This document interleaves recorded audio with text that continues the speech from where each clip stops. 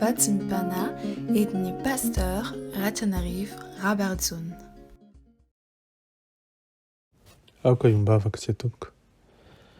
Ry Andriamanitra raisanaka fanamasonao mbola midera sy mankalaza mivonahitra anao zahay no ny fitiavanao sy ny famindramponao ka vidina FPMM-Ziona tratran'indray ty andro ty. Rehefa andratanao sy nobinao tamin'ny alina mangina ary dia nomenao indray fofonana mahavelona ary izany no ahafahanay midera sy mankalaza mivonahitra anao. Misaotra Jesosy satria mbola nomenao ny famindrampo izay ka afaka miaina amin'izao andro izao. Ankehitriny mangataka indrindra ny famelaran-keloka avy aminao, ny fanadiovanao amin'ny aranao sarobidy na latsaka tao Kalvaria mba ho afaka amin'ny fahotana sy ny tsy fahamarina rehetra. Ary dia mangataka ny fanatrehan'ny fanao masina ty anatinay sy onivinay, andrenesanay ny feonao. Miterana tompo araka ny fombanao voninkiano izay mpanomponao. Amin'ny anaranao Jesosy Kristy avy any Nazareta no zo no manisy mangataka izany bavaka izany. Alleluia. Amen. Hafatry ny lanitra fahasivy no raisintsika amin'ity andro ty ravana. Ny ten'Andriamanitra izay iaingantsika dia araka izay voasoratra ao amin'ny Kolosianina toko voalohany, ny andininy 4:20 ka hatramin'ny andininy 5:20. Colossiens 1:24-28. Mivaky toy izao minaran'i Jesosy. Ankehitriny dia mifaly amin'ny fiaretako anareo aho ary mahatanteraka ao amin'ny nofoko izay tsy vita tamin'ny fahorian'i Kristy ho an'ny tenany dia ny fiangonana. Izay nanaovanahy ho mpanompo araka ny fitoran'Andriamanitra nomenahy ho anareo, hatanteraka ny fitoriana ny ten'Andriamanitra. Dia ny zava-miafina ilay voafina hatramin'ny fahagola sy ny taranaka maro fa voaseho ankehitriny amin'ny olony masina izay efa tian'Andriamanitra ho nampahafantarina ny haren'ny voninahitra ity zava-miafina ity any amin'ny jentilisa. Dia Kristy ao anatinareo izay fanantenana ny voninahitra. Izy no torianay ka samy anarinay sy ampianarinay amin'ny fahendrena rehetra ny olona rehetra mba samy atolotra ho tanteraka amin'ny Kristy izy rehetra. Amen. Ho tokoa nambaran'ny tompo fa ny fanalahidin'ny fahatakarana sy ny fahalalana dia fampiarana izo fanambarana izao amin'ny lafiny rehetra amin'ny fiainanao. Inona moa no tiany tompo ambara anatin'izany? Tiany tompo ambara anatin'izany dia tsotra ny fitehirizantsika ny ten'Andriamanitra, ny fampiarantsika izany ten'Andriamanitra any amin'ny fiainantsika dia mitondra fanalahidy lehibe ahafantarantsika, ahalalantsika ny zava-miafina izay aseho miharihary ao amin'i Jesosy Kristy na dia nafenina tamin'ny taranaka tany aloha aza izany. Isika izay miaina ankehitriny tokoa ka nahafantatra ny Jesosy Kristy dia manana tombony lehibe satria mahalala ny zava-miafina. Voalohany dia Jesosy Kristy, faharoa dia ny fahendrena, ny fahalalana an'Andriamanitra izay nentiny. Izao ny tsarovy ry havana rehefa mibebaka matetika ianao dia mitady an'Andriamanitra tokoa ary miaina ao anatin'ny fankatoavana. Hanova anao arabaky teny tokoa ny fampiarana izany fahamarinana izany. Matetika ny olona dia tsy mety mibebaka satria tahaka ny hoe mampihetry ny tenany ny fibebahana na mangataka fonona amin'ny hafa dia tahaka ny manambany azy, fandraisany azy. Nefa ny olona izay mazoto mibebaka dia tena mitady marina Andriamanitra tokoa ary miaina ao anatin'ny fankatoavana. Rehefa manomy azona ny fahamarinana ianao amin'ny fanatanterahana izany dia andeha amin'ny voninahitra ho amin'ny voninahitra. Izany hoe efa nomen'Andriamanitra voninahitra ianao fa mbola ampitombony indray izany voninahitra izany dia tahaka ny olona nandray fahasoavana fa mbola mahazo fahasoavana ampy indray ambonin'izany indray izay ilay hoe fahasoavana anampy fahasoavana. Tahaka izany koa voninahitra anampy voninahitra.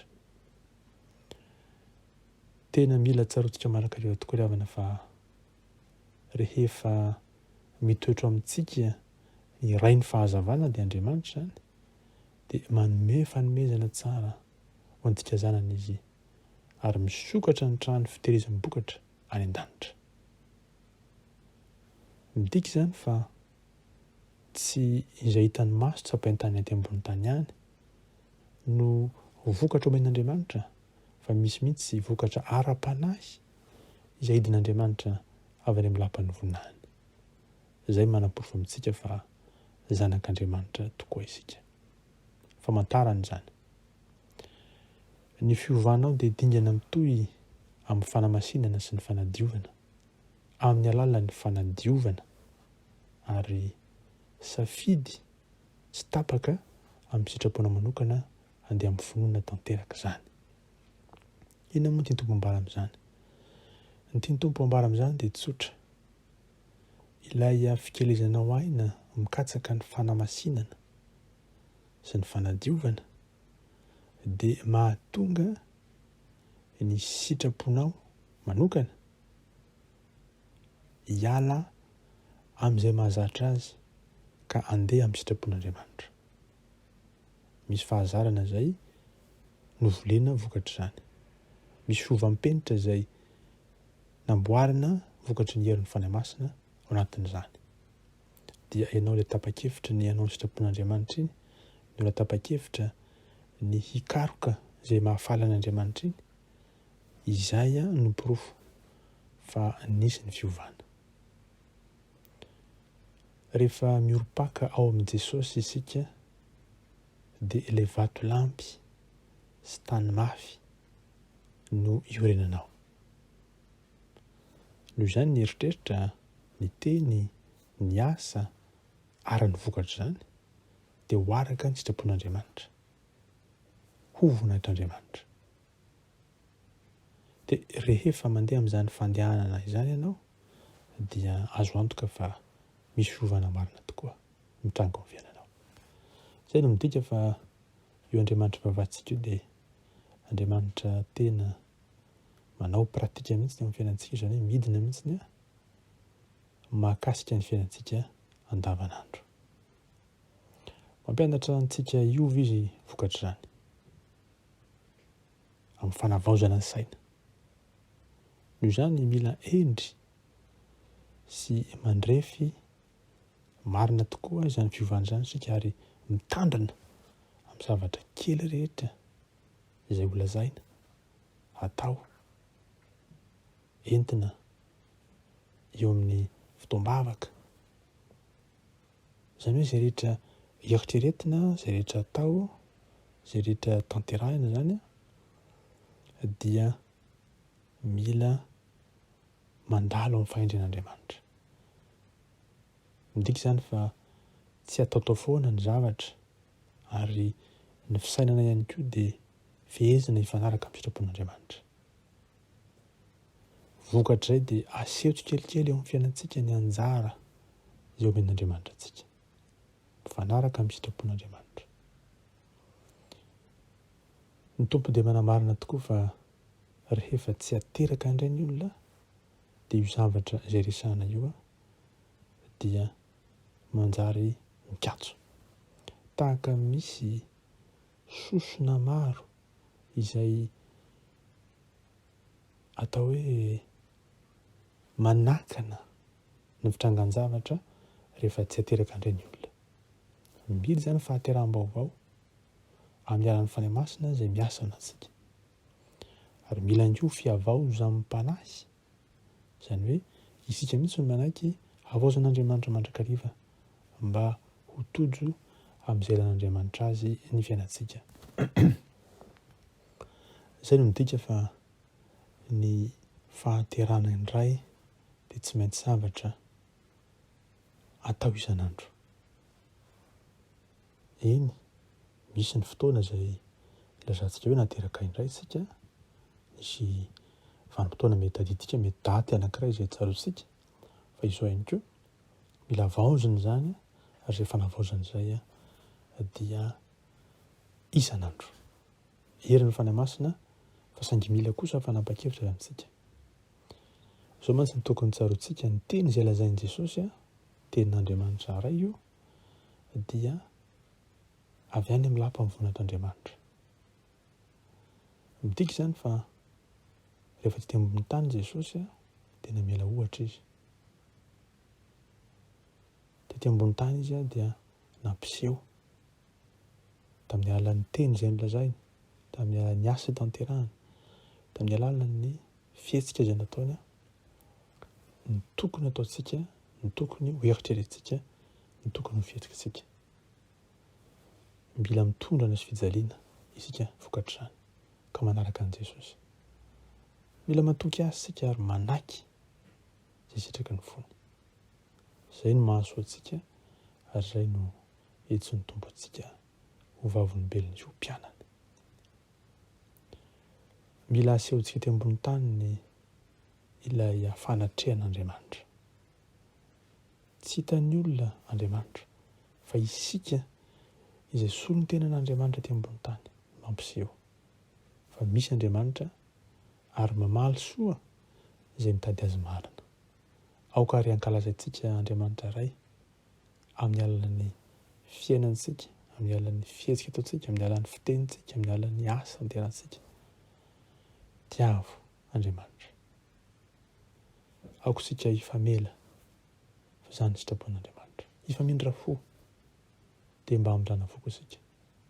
Mivavahana dia amin'ny fahavalonao aza sy izay manenjika anao. Manome izy maimam-poana dia omena ianao satria izay fatra nataonao ihany no marina anao. Marina tokoa ry havana fa rehefa mahatsiaritsika fa tokony ho masina satria masina Andriamanitra dia zava-dehibe izay ary mahatonga antsika tena vonona tokoa ny hanao ny sitrapony. Tsaroan'ny zanak'Andriamanitra mandrakariva fa rehefa tety ambony tany Jesosy dia nianatra izy. Nianatra olona betsaka izy tamin'ny alalan'ny fanomezana sakafo, tamin'ny alalan'ny fanasitrahana izay nataony, fananganana maty aza, tamin'ny alalan'ny fanaikeny nitondrana sy fijaliana hatramin'ny fahafatesana. Eny ny fahafatesana soa indrindra teo amin'ny fijaliana nandritra ny ora 3. Izany rehetra izany dia fitiavana nataon'i Jesosy daholo. Fa ny ompitiavana, eny karazana fampiratiana ny fiainan-danitra, ny fitiavana avy amin'Andriamanitra no nataon'i Jesosy tety ambony tany. Naseho miarary mihitsy hoe ahoana izany Andriamanitra tiantsika izany. Dia ny tenany mihitsy no nataony porofo mivaingana fa tahaka izao ny lalana, izao ny tokony atao. Izany rehetra izany manaporofo amintsika ry havana fa ny fiainantsika kristianina teo ambony tany dia mila miova mifanaraka amin'ny sitrapon'Andriamanitra iray. Mila miova mifanaraka amin'izay nataon'i Jesosy tety an-tany. Izao mantsy ny tsarovy, isika izay olom-bafidin'Andriamanitra manerana izao tontolo izao dia tokony hanova izao tontolo izao isan'andro sy mandrakizay. Satria ny fiovana tadiavin'Andriamanitra tsy hoe fiovan'ny tenantsika fotsiny fa fiovan'ny tany. Satria lanitra no miasa eo. Ny fanjakan'ny lanitra no midina eo dia izay mahatonga ilay fiovanana na dia ny tany aza. Tsy miova nefa ny tany raha tsy isika kristianina no manaiky handray ny fanovan'Andriamanitra ka manova ny tenantsika ary ihany koa manova ty tany ity izay diavintsika. Ny zavatra izay hitanao aza ankehitriny na dia amin'ny zavaboary ety an-tany dia tsy maintsy hisy fiovana satria ianao dia natao hanjaka amin'ny zavaboary noho ny mahazanak'Andriamanitra anao. Rehefa namitaka Satana, nanakana anao tsy handeha amin'ny mahazanak'alahy, zanakavavy ny avo indrindra anao, dia tonga Jesosy nandrava izany. raha ankehitriny Jesosy izay nandrava ny asan'ny Satana no mamehery anao indray hahatanterahanao ny tena sitrak'Andriamanitra marina. Noho izany aza manaiky sakana ny Satana intsony fahavalo efa resy izy fanjakana efa rava.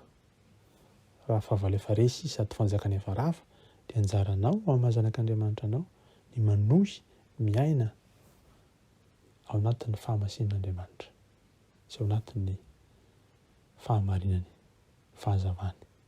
Ahatonga anao fitaovana moabelan-tanan'ny Tompo hatanteraka ny sitrapon'Andriamanitra no ny anara-maherin'i Jesosy Kristy velona masina manan-kerevana Nazareta. Koa satria ny lalàn'Andriamanitra tsy malalantsika ary ny fieviny tsy mafievitsika dia mila isika mihaino mandrakariva ilay bitsiky ny fanahy masina ao anatintsika. Ry havana, izay no fanovana tian'Andriamanitra ho tanterantsika. Ho tohiny izay efa noranesitsika mikasika ny fibebahana sy ny fandraisana ny fahamarinana ho zava-dehibe ao amin'ny fiainana. Dia anindrantsika izany nandrezany afatry ny Tompo izany andehanantsika amin'ilay fiavaozam-panahy marina tokoa. Eka nefa ny masina hiasanantsika araka izay fanirian'Andriamanitra, faniriany Jesosy amintsika hatanteraka ny sitraky ny fony ka ilay faniriantsika tonga hitoetra ho faniriana avy amin'Andriamanitra satria ilay sitrapon'Andriamanitra eo amin'ny fiainantsika dia manjary sitrapony tsika ihany koa eo amin'ny fiainantsika. Izay ny porofo manamarika fa eo anivontsika ny fanjakan'Andriamanitra. Enga nefa ny masina hampazava ny tenina antsika hahatonga ny fanavaozana marina tokoa eo amin'ny fiainantsika dia iseho ny voninahitran'Andriamanitra ary dia hiala ny aizina fa hitoetra kosa mazava lehibe eo amin'ny fiainantsika. Dia ho fantatro izao tontolo izao satria andohalika amin'i Jesosy ondohalika rehetra ary lela rehetra dia naiky fa Jesosy no Kristy. Mahereza matanjahany Tompo amintsika amin'ny herin'ny faherezany amintsika kosa ny fiadanany hivavaka isika. Raha marinao manatanao izay amin'ny alalan'i Jesosy Kristy amin'ity fotoana ity, mankalaza anao sy mitsaoka anao satria Andriamanitra velona sy miasa ianao. Tiany ny fitiavana mandrakizay ary dia maneno voninahitra ao amin'ny fiainanay tokoa. Misaotra sy mankasitraka anao izay Tompo satria minandray hafatra tamin'ity andro ity, hafatry ny lanitra. Ajerovanay fa miteny mandrakariva ianao ary izany tenina izany dia mazava. Mazava satria ny fanahinao masina no manazava izany amponay. Ary tsy eo ny fanahy masina dia tsy zavatra azo. Koa mangataka ilay fanahy masina mba hanazava izany amponay mandrakariva Jesosy. Ary izany fanahy masina izany no tara-dalàna anay ahafantarana ny marina dia ny marina rehetra. Satria rehefa lasa Jesosy Kristy dia aniraka ny fanahiny izy. Dia io fanahy masina no manazava anay ny tenin'Andriamanitra iray satria tsy miteny ho azy izy fa izay reny no lazainy. Misaotra anao fanahy masina satria sambatra izay manana anao, sambatra izay afaka mandre ny teninao. Dia anao ilay mipetraka ambony seza fiandrany zanak'ondry anjama-boninahitra anao hatramin'ny taolako mandrakizay. Fa aminay kosa ny fahasoavanao Jesosy Kristy, ny fitiavanao Andriamanitra iray, ny hery ary koa ny fampiraisana avy amin'ny fanahy masina. Alleluia.